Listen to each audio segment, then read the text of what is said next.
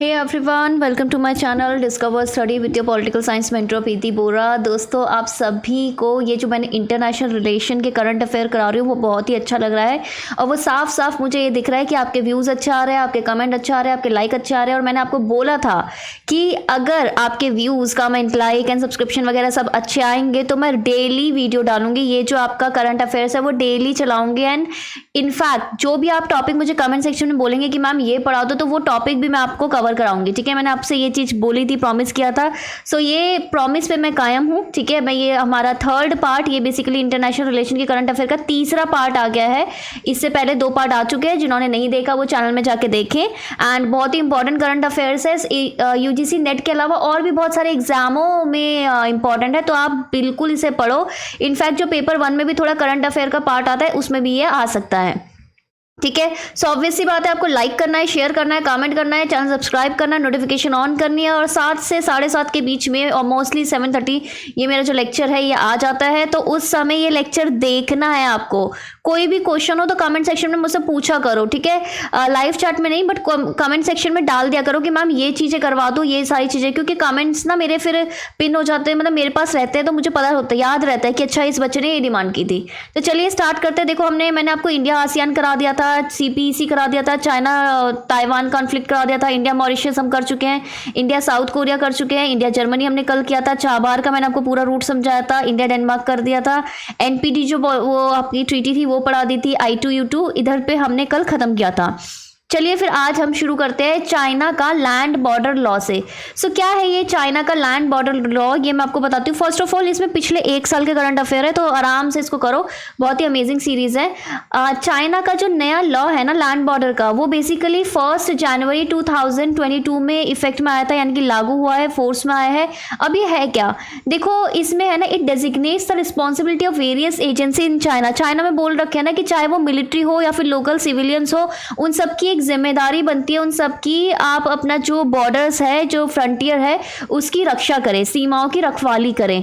ठीक है, ये आपका इन्होंने 1 जनवरी 2022 में आया था। तो आपको पता है ऑब्वियसली अभी इंडिया और चाइना का थोड़ा लद्दाख कन्फ्रंटेशन चल ही रहा है एंड मेन उसमें मुद्दा यही है कि जो हमारा बॉर्डर है, बॉर्डर लाइंस के बहुत पास इन्होंने सब कुछ थोड़ा, आपको पता है ये ब्रीच करते रहते हैं एंड इन्होंने थोड़ा ना बॉर्डर के बहुत पास जो नागरिक एरिया है ना वो सब बसा लिया है। राइट, इंफ्रास्ट्रक्चर कुछ ज़्यादा ही डेवलप है, वो तो पहले से ही दिक्कत थी हमें।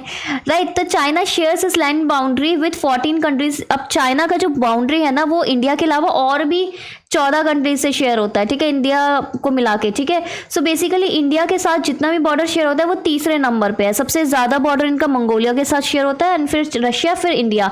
देखो कुछ इस तरीके से इनका मैप है, अगर आप देखोगे दिस इज मंगोलिया, ये फिर उनका रशिया है एंड ये देखो यहाँ पे आपका नीचे आ जाएगा इंडिया। ठीक है, यहाँ पे ये देखो ये पूरा, ठीक है, इंडिया। और आपको पता है हमारा स्ट्रिंग ऑफ पर्ल्स का इशू है आपका मैरीटाइम वाले एरिया में, और लैंड वाले एरिया में इनकी ना एक पॉलिसी है कि 5 फिंगर्स 1 फिस्ट की। ये जो तिब्बत वाला पार्ट है ये आपकी, ये पूरा पाम है।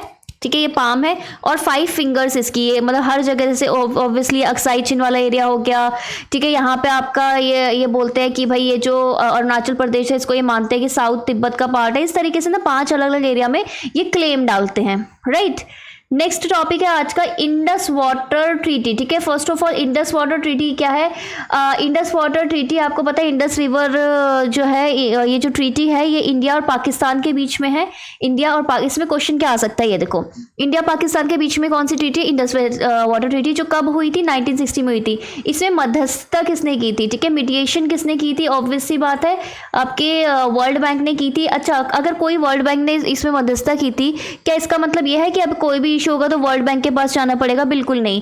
ये इसमें जो भी बात होगी कि कैसे इशू सॉल्व करना है वो बायलैटरल टॉक के हिसाब से होगी। एक इंडस वाटर कमीशन बनती है एंड हर साल क्या होता है कि एक बार इंडिया में एक बार पाकिस्तान में ऐसे मीटिंग होती है एंड दोनों द्विपक्षीय वार्ता के थ्रू ही सारा अपना सॉल्व करते हैं चीज़ें।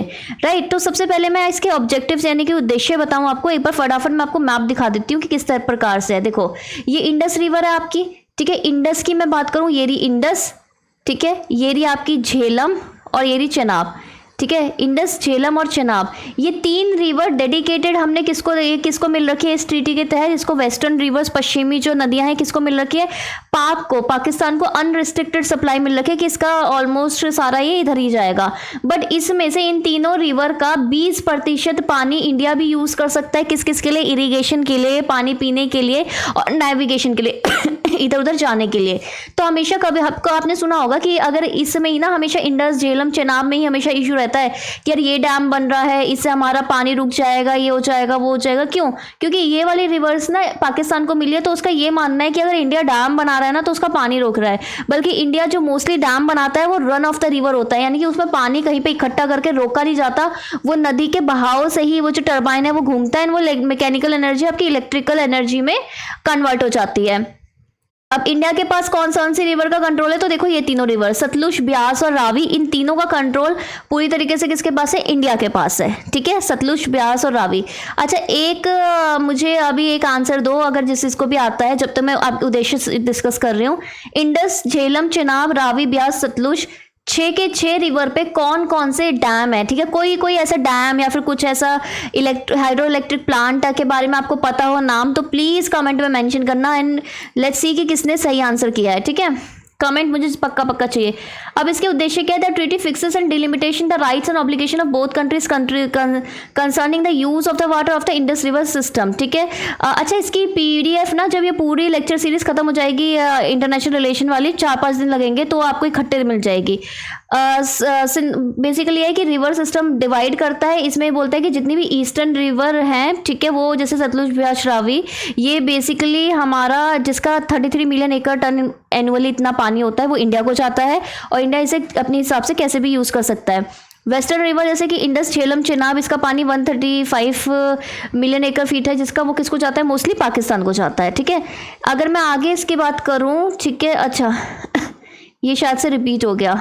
ठीक है, तीसरा टॉपिक है हमारा आज का, इंडिया और नेपाल। इंडिया नेपाल के बारे में अगर मैं बात करती हूँ तो इंडिया नेपाल के अगर आप देखोगे तो कुछ ट्रीटीज़ है। इंडिया नेपाल की जो फ्रेंडशिप यानी कि मित्रता वाली जो संधि है, फ्रेंडशिप ट्रीटी है, मित्रता संधि, वो कब हुई थी, वो हुई थी 1950 में। याद रखना, 1949 में यानी 1949 में भूटान के साथ हुई थी और 1950 में आपका नेपाल के साथ हुई थी। फिर नेपाल के साथ क्या क्या हमारे ये हुए समझौते, ये हुए कि कोसी ट्रीटी हुई थी 1954 में, under the which the embankments in Nepal were established and maintained. ठीक है, कोसी नदी ट्रीटी हुई थी जिसके तहत नेपाल के तटबंधों की स्थापना और रखरखाव किया जाता है। और एक आपकी महाकाली ट्रीटी हुई थी, महाकाली संधि महाकाली नदी से के पानी के बंटवारे से संबंधित है फर्स्ट ऑफ ऑल।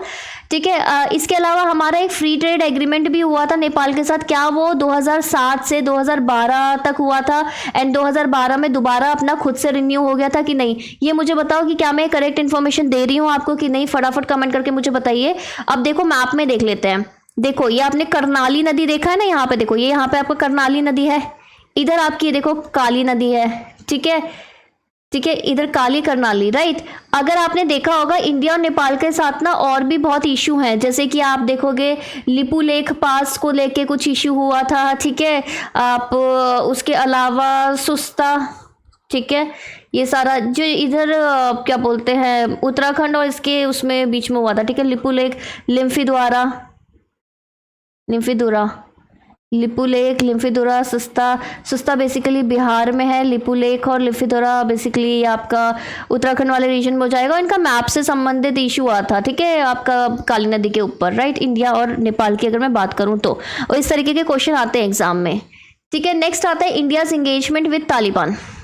अगर मैं इंडिया का इंगेजमेंट देखूं कि किस तरीके से तालिबान के साथ, तो तालिबान का अगर आपको एक बार बताऊं, तालिबान अभी फिलहाल कहाँ पे है, अफगानिस्तान। ठीक है, इंडिया है तो पहले क्या होता है, जब तालिबान ने पूरा ऑक्यूपाई किया था अफगानिस्तान का जो नियंत्रण है, सरकारी नियंत्रण, तो उस पर क्या हुआ था कि सबने उनके साथ रिलेशन तोड़ दिए थे। लेकिन अभी इंडिया ने क्या करा है, रीओपन्ड इट्स एम्बेसी। इंडिया की जो एम्बेसी थी वो काबुल में फिर से खोली है, nearly 10 month of the Taliban take over of Afghanistan. कि जब तालिबान ने अफगानिस्तान को बेसिकली अपना दूतावास बेसिकली कब्जा किया था, उसके 10 महीने बाद अब हमने दोबारा खोली है।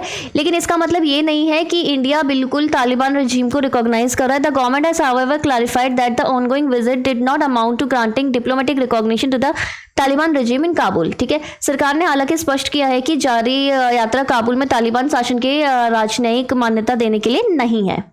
राइट, बिल्कुल नहीं है।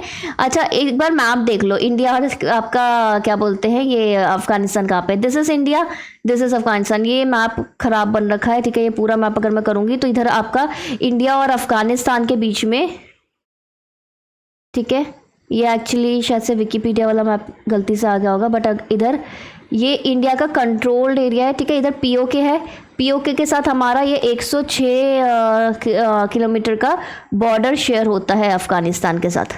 ठीक है, ये ध्यान रखना।